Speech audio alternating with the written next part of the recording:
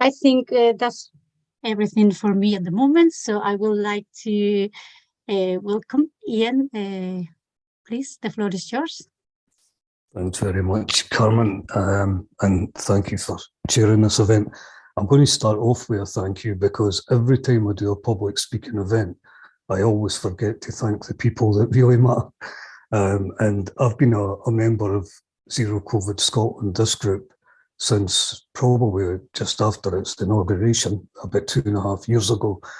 And I think the work that we've done, both trying to influence the Scottish and the UK government's decisions, has been really fundamental. Some of the work that Sally has done especially has been absolutely fantastic.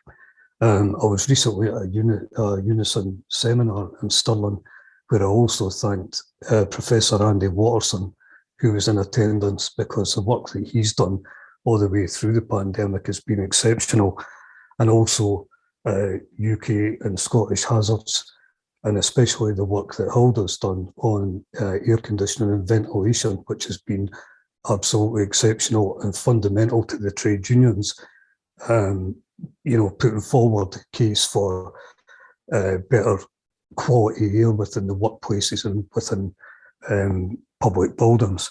So I should also say a big thank you to Indy Sage, who I watch religiously on YouTube on a Friday, because they seem to be the only scientific and medical practitioners that seem to be talking any sense whatsoever at the moment. It certainly as they come in for the UK or Scottish government. So that aside, at least I've remembered to do the thank yous.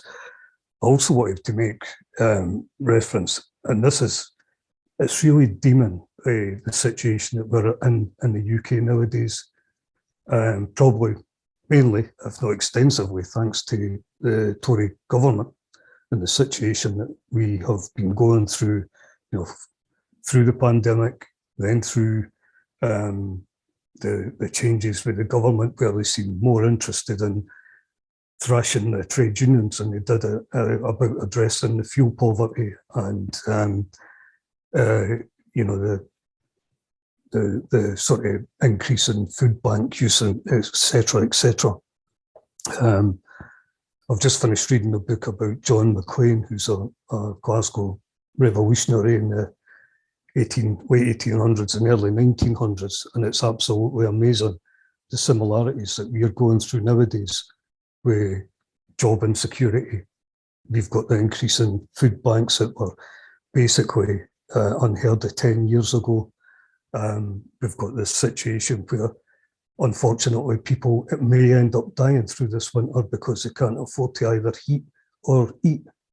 And we've got a Tory government, that just seem hell-bent on throwing money into the private sector. And when you think that going through the COVID pandemic, the situation we had with PPE and giving out contracts, and the fact that somewhere in the region of £5.7 billion has now been swept under the carpet by the Tories because they were just unaccountable at the time.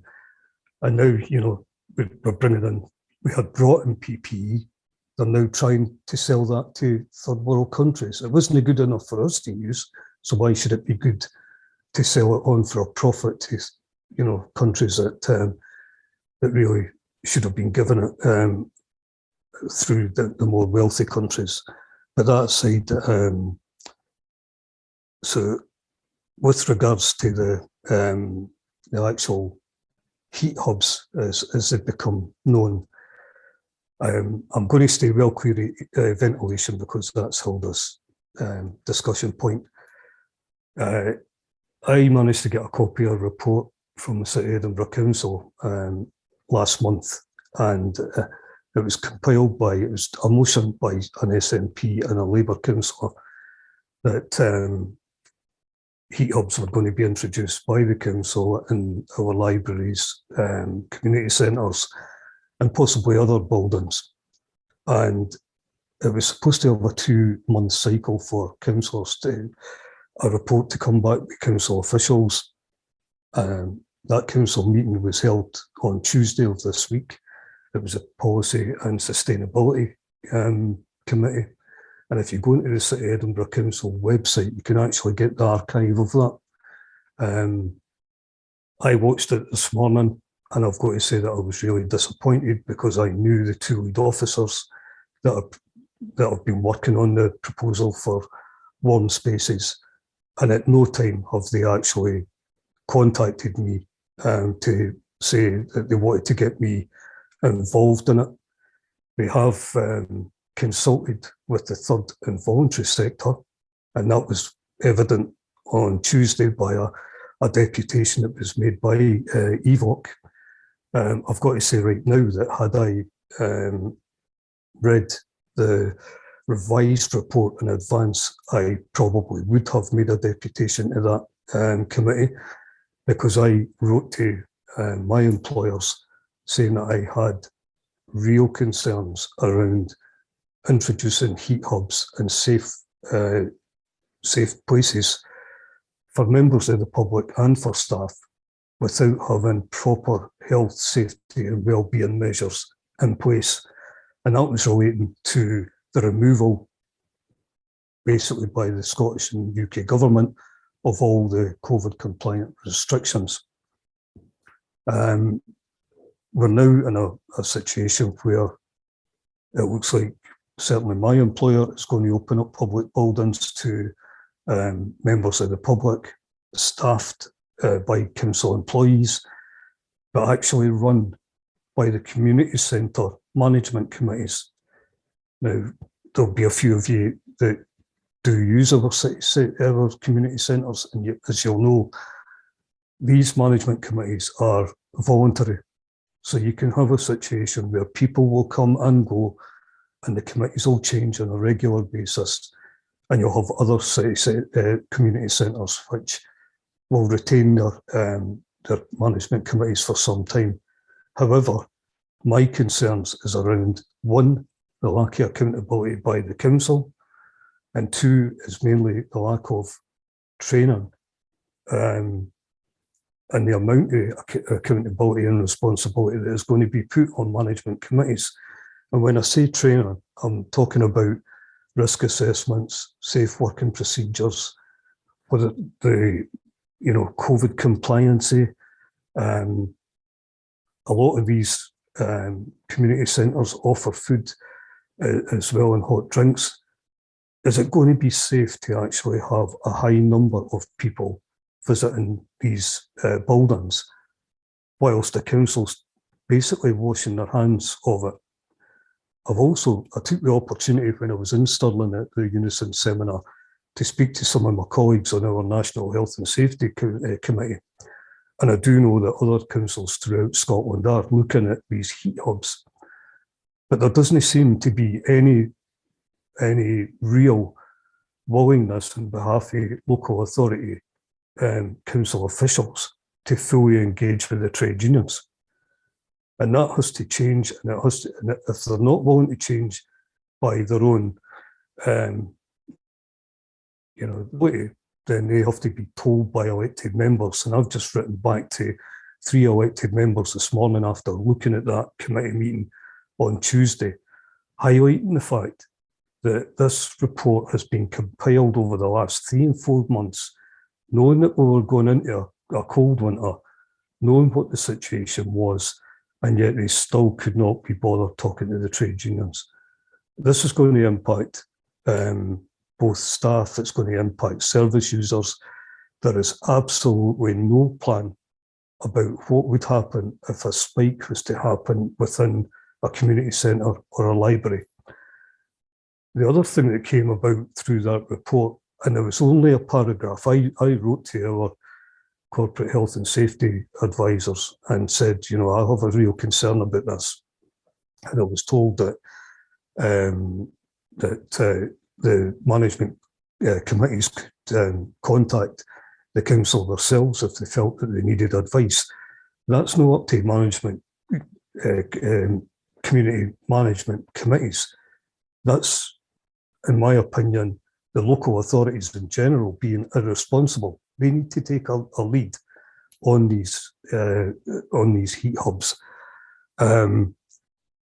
And I really do think that the trade unions are the best people to get involved in this. We know our local communities, we know our local, committees, the management committees, and we also know the safety that we need to put in place. So the likes of HEPA units, CO2 units, most of the people on this call know that I've spent the last 2.5 years trying to get our employer to make sure there's enough CO2 monitors in our workplaces, and sadly, there still isn't. We have a Scottish government who are given, in my opinion, fundamentally flawed advice that HEPA units are not efficient, so they will not procure them. They're advising Scottish local authorities that they shouldn't be used except in exceptional circumstances. And that advice is complete nonsense. So there are real concerns about the way that this whole situation is being handled.